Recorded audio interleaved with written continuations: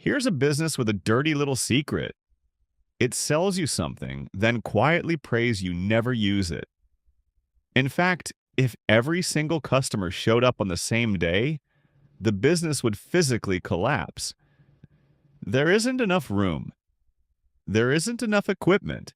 The whole model only works because most of the people paying for it never walk through the door. It's a gym.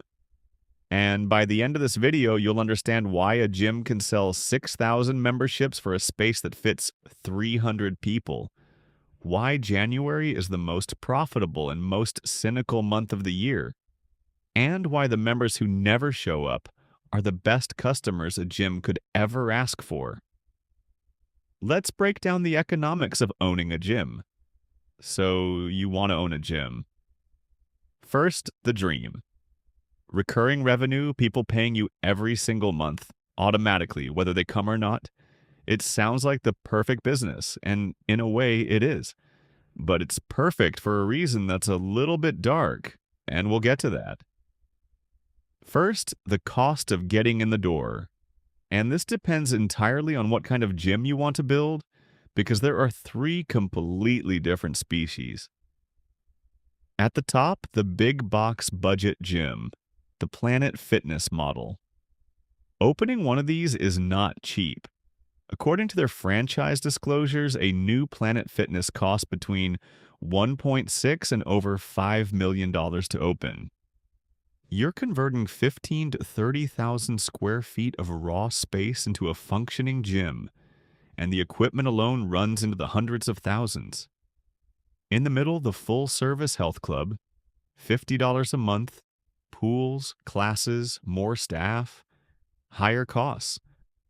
And at the opposite end, the boutique studio, a CrossFit box or a spin studio, small, maybe $200,000 to open, but charging a premium, $150 to $300 a month for a curated experience.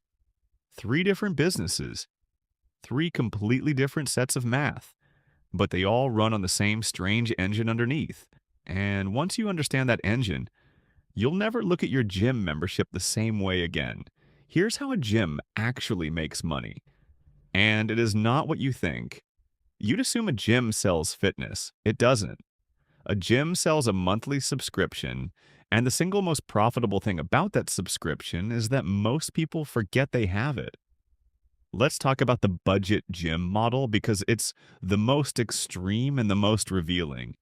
A Planet Fitness charges as little as $10 to $15 a month. That's less than most people spend on streaming services. At that price, how could you possibly run a business? The answer is volume, on a scale that sounds impossible. A single budget gym can sign up thousands of members. And here is the secret that makes the whole thing work. They are counting on you not coming. Industry data shows the average budget gym member visits around 4 to 6 times a month, and a huge chunk of members rarely or never visit at all. Think about what that means. A gym physically fits, say, 300 people at once.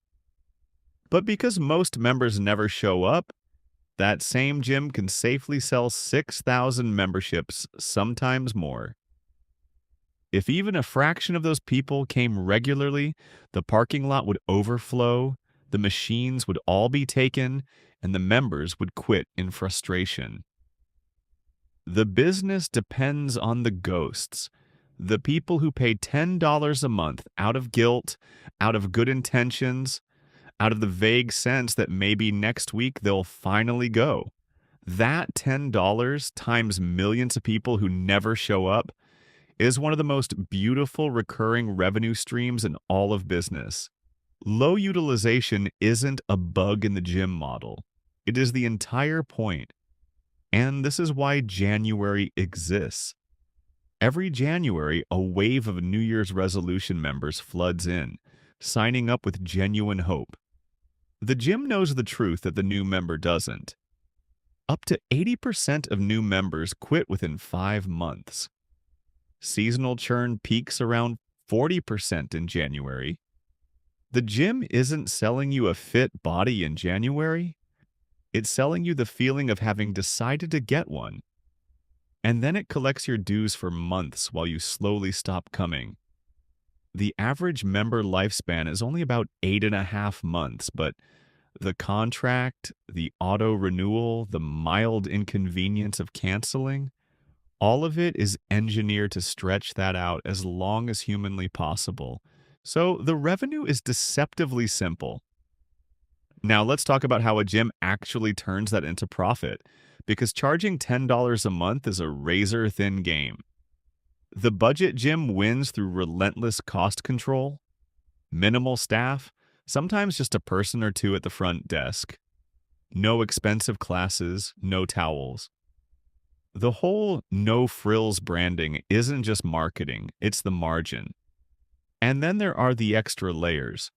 The premium tier, the black card, around $25 a month, which unlocks tanning beds, massage chairs, and guest access, most of which also cost the gym almost nothing per use.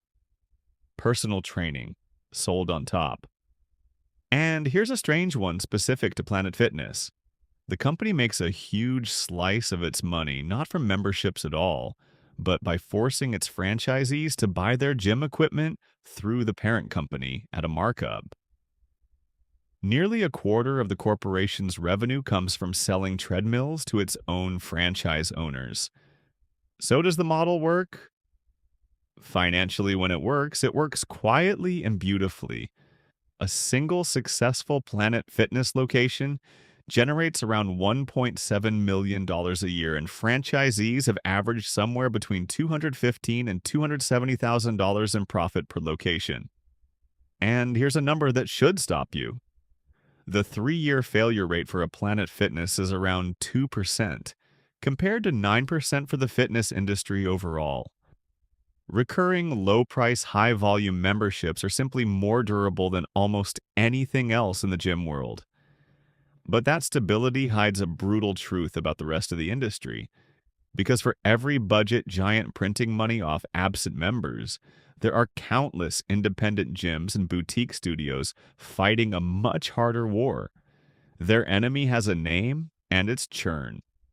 If members leave faster than you can replace them, you die. A gym with under 6% monthly churn is almost always profitable. Go much above that, and your expensive marketing is just filling a bucket with a hole in the bottom, paying to acquire members who leave before they ever pay back what they cost to get.